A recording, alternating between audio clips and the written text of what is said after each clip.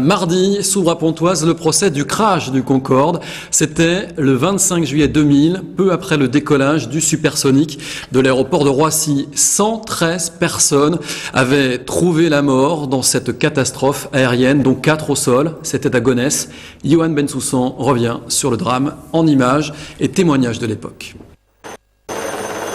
Il est un peu plus de 16h45 ce 25 juillet 2000. Le Concorde AF 4590 vient de s'écraser sur un hôtel de Gonesse, quelques minutes seulement après son décollage. Bilan de la catastrophe, 113 morts, et sur place, de nombreux témoins racontent l'accident. J'ai vu l'avion en décollant. Il y avait des flammes qui se propageaient des turbines comme celles des avions militaires. Et puis au fur et à mesure, ça commence à se propager jusqu'à ce qu'elle a pris les ailes. Il tournait, et quand il a gagné le champ, c'est les arbres qui nous fait cacher, et c'est là que c'est cassé. Et pour nous, de la façon comme il est cassé, il a cassé avec, vraiment avec la tête.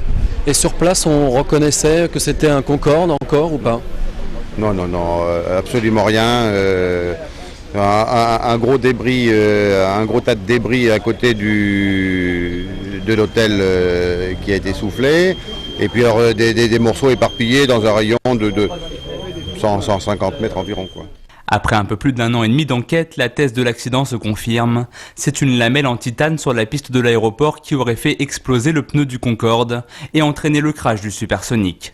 Déjà à l'époque, le maire de Gonesse monte au créneau pour dénoncer le manque de sécurité des pistes aéroportuaires. La population de Gonesse, ses élus sont sous le choc.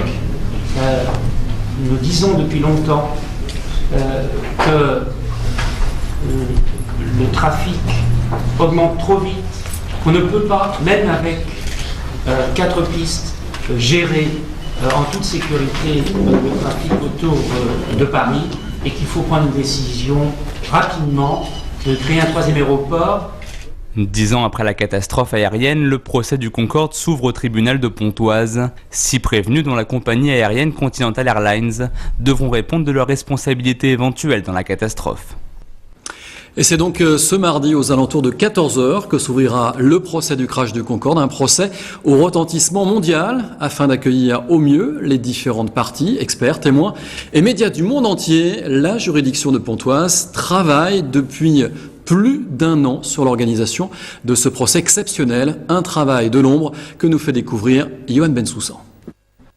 Le calme avant la tempête médiatique. Demain, pour l'ouverture du procès du Concorde, près de 300 personnes, dont 200 journalistes du monde entier, sont attendus au tribunal de Pontoise. Un procès hors norme qui a poussé la juridiction à agrandir la salle des assises. 70 places supplémentaires qui s'ajoutent aux 130 déjà existantes.